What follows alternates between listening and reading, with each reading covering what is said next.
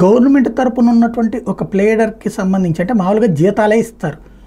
అయితే ఇప్పుడు అవుట్సోర్సింగ్ తరహాలో ఒక ఎవరైనా పెట్టుకున్నప్పుడు అప్పుడు ఉన్నటువంటి జీపీ గవర్నమెంట్ ప్లేయర్ సుమన్ అనేటటువంటి ఆయన జగన్ హయాంలో ఉన్నప్పుడు ఆయనకి మామూలుగా అయితే అంతకుముందు లెక్కల ప్రకారం ఒక కేసుకి అటెండ్ అయినా వాదన వినిపించిన 5,000 రూపాయలు ఛార్జ్ చేయాలి. ఆ లెక్కన ఆయన అటెండ్ అయినటువంటి అన్నిటికీ కలిపి దాదాపుగా ఒక 6 లక్షల రూపాయల డబ్బులు రావాల్సి ఉంది. కానీ ఏకంగా 45 లక్షలు ఇవ్వడానికి సిద్ధపడ్డారు అంటూ ఒక కథనాన్ని జ్యోతి హైలైట్ చేసి చింతల సుమన్ ప్రత్యేక ప్రభుత్వ ప్లేడర్ స్పెషల్ జీపీగా 2021 సెప్టెంబర్ 30న జగన్ ప్రభుత్వం నియమించింది. ఆ టైంలో పురపాలక శాఖ మీద 132 దాకా ధిక్కార కేసులు నమోదైనవి.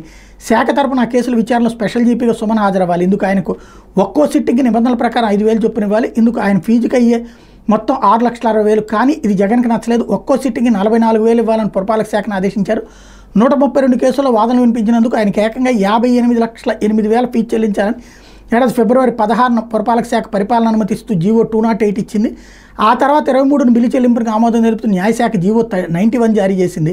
ఇదంతా ఎన్నికల నోటిఫికేషన్ రావడానికి కొద్ది రోజుల ముందు సాగిన పరంపర. ఈ ఫీజుల ప్రతిపాదన 2021లో న్యాయశాఖ విడుదల చేసిన జీవో 279కి విరుద్ధంగా ఆర్థిక శాఖ ఆమోదం లేకుండా ముందుకు తీసుకొచ్చారు. స్పెషల్ జీపీలకు కేసు విచారణలో హైకోర్టుకు హాజరైనందుకు ఎంత ఫీజు ఇవ్వాలో జీవో 279 చెప్తుంది. దీనికి ఆర్థిక శాఖ ఆమోదం ఉంది. కానీ జగన్ నిర్ణయంతో వెలువడిన జీవో 208కి ఆర్థిక శాఖ ఆమోదం లేనేలేదు. నిజానికి ఆ జీవోను ఆర్థిక శాఖ ఆమోదానికి పంపించాలి. కానీ సీఎం స్థాయిలో నిర్ణయం తీసుకున్నారు.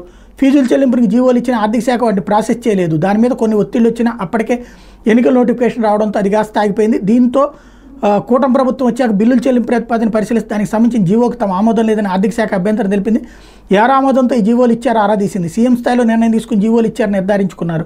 ఈ నేపథ్యంలో జీవో 208 దాని ఆధారంగా న్యాయశాఖ ఇచ్చిన జీవో 91 రద్దు చేస్తూ తాజాగా న్యాయశాఖ కార్యదర్శి వి సునీత ఉత్తర్వులు జారీ చేశారు. ఇలా ఉంటే ఇలాంటి భారీ చెల్లింపులు చాలానే జరిగాయని విమర్శలు రావడంతో ప్రభుత్వం వీటి మీద సమగ్ర విచారణ చేస్తున్నట్టు తెలిసింది.